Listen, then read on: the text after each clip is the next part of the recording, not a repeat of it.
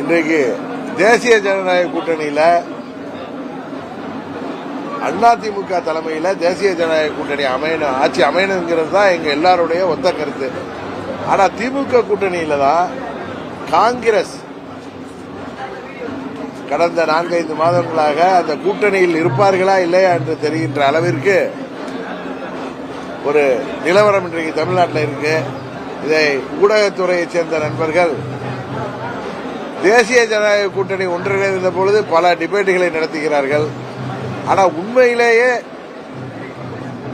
இன்றைக்கு அந்த கூட்டணியில் இருக்க போகிறார்களா இல்லையா என்று தெரிகின்ற என்று எல்லோரும் எதிர்பார்க்கின்ற அளவிற்கு இன்றைக்கு காங்கிரஸ் கட்சிக்கும் திமுகவிற்கும் நடக்கின்ற அந்த படிப்போர், அதை பற்றி யாரும் டிபேட் நடக்கிறதா தெரியல.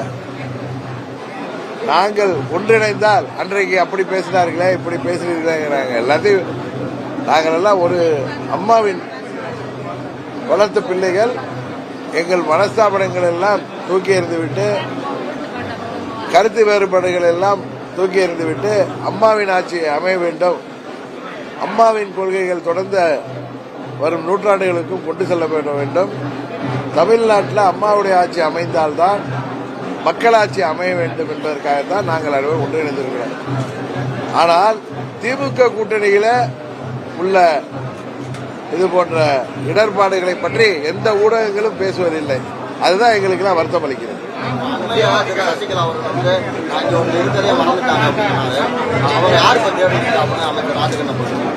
அதை பத்தி அவங்க தான் பதில் சொல்லுவாங்க.